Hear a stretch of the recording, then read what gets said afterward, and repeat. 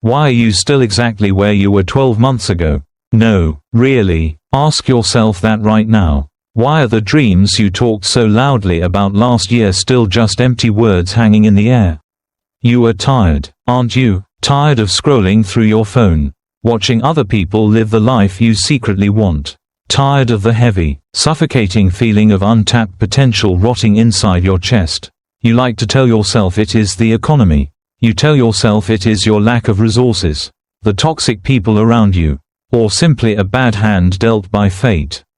But you and I both know that is a lie. Deep down, in the quiet, lonely hours of the night when you cannot sleep, you know the brutal, unforgiving truth. The only thing destroying your life is you. Your mind is weak, you surrender to comfort, and the world does not reward weakness. If hearing that stings, good, it means you are still alive. It means you are finally awake. If you have the courage to face the mirror, to stop playing the victim, and to actually rewire your brain for victory, then hit that like button and subscribe to the channel right now. We do not do sugar-coated comfort here. We dissect the truth. So, lock in, because we are about to dismantle the cage you have built for yourself.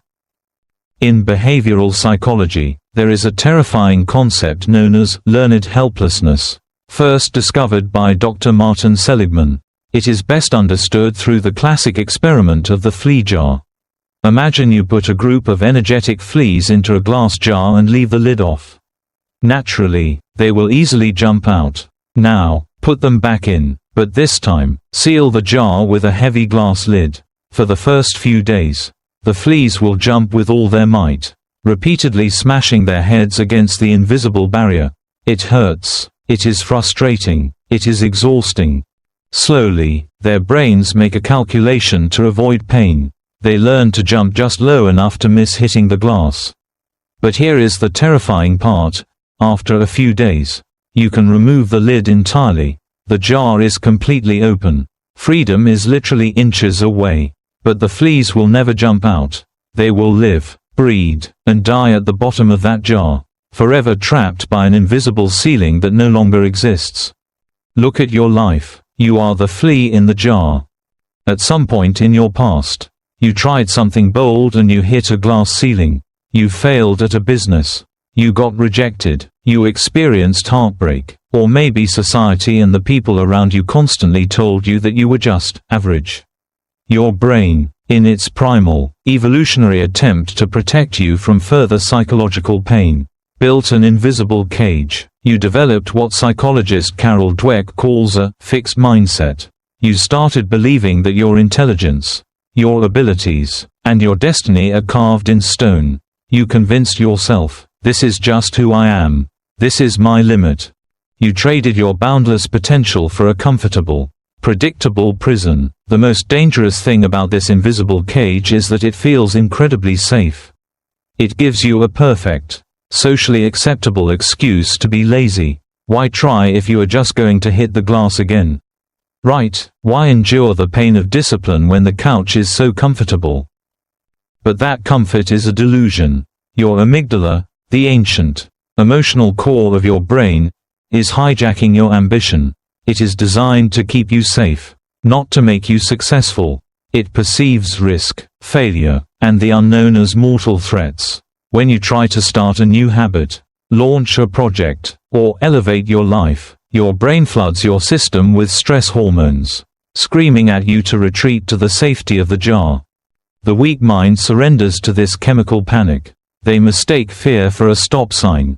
The strong mind recognizes fear as a compass. Strong minds do not possess some magical genetic advantage. They simply have a different relationship with their own thoughts. They understand the biological reality of neuroplasticity, the fact that your brain is highly malleable, capable of forging new neural pathways until the day you die. Your brain is not a rigid vessel. It is a muscle waiting to be torn and rebuilt stronger. But you have let that muscle atrophy. The question is not whether you have the capability to break free. The capability is woven into your very DNA. The question is whether you are willing to endure the headache of hitting the glass a few more times until you realize the lid has already been removed. Are you ready to step out of the jar? Because what comes next is the blueprint. What comes next is exactly how you shatter the invisible cage, reclaim your cognitive dominance, and force the world to bend to your will. To break free, you must first understand the concept of cognitive reframing. A weak mind looks at a mountain and sees an obstacle. A strong mind looks at the same mountain and sees a training ground. Behavioral psychology shows us that our external reality is merely a reflection of our internal narrative. If you tell yourself, "I am tired," your body will find 100 ways to feel exhausted. If you tell yourself, "I am a warrior in training," your nervous system prepares for battle. Strong minds win because they embrace voluntary hardship, while the rest of the world is chasing dopamine hits, scrolling, eating junk, seeking instant gratification. The strong mind deliberately seeks out the suck.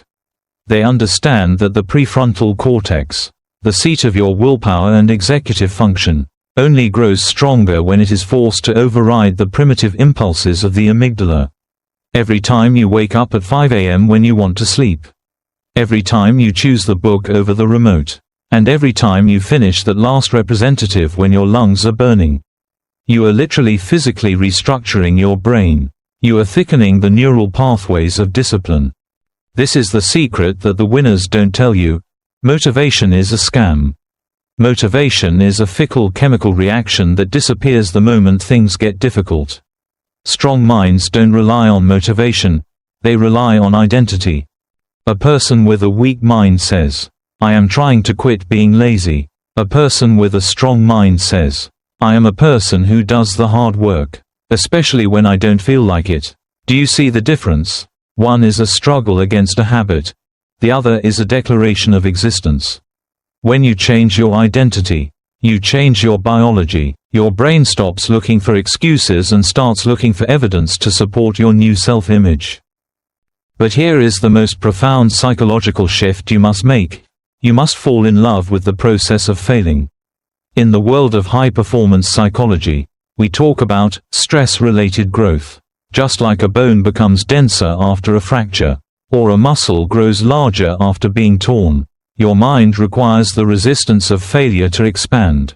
If you aren't failing, you aren't reaching. If you aren't being rejected, you are playing it too safe in the shallow end of the pool. Strong minds don't win because they never lose. They win because they are the last ones standing.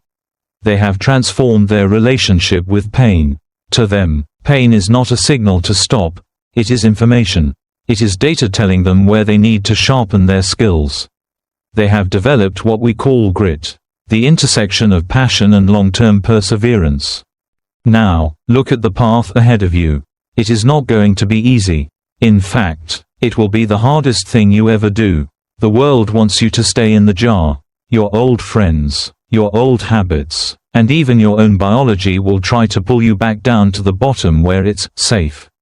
They will call you obsessed. They will call you different. They will try to make you feel guilty for outgrowing them. Let them. The view from the top is reserved for those who were willing to climb through the clouds of doubt. Imagine yourself a year from today. Picture the version of you that didn't give up. Look at the clarity in their eyes, the strength in their posture, and the peace in their soul. That person isn't a fantasy. That person is a mathematical certainty if you choose to start the rewiring process now. Victory is not a destination you reach. It is a mindset you inhabit every single second of every single day. It is found in the small, silent choices no one else sees.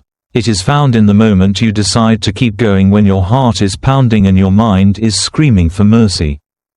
So, here is your call to action. Stop waiting for a sign or a better time. There is no better time than this exact breath. I want you to choose one thing, just one, that you have been avoiding because you were afraid of the glass lid. Whether it's starting that business, hitting the gym, or finally speaking your truth. Do it today, not tomorrow, not next week, today. Break the jar, shatter the invisible cage. The lid is gone, the sky is open, and the only thing left to do is jump. You have the power to redefine your destiny. You have the hardware. Now it's time to upgrade the software. The world is waiting for the version of you that finally decided to win. Don't keep it waiting any longer. Go out there and prove to yourself that your mind is the strongest weapon you own.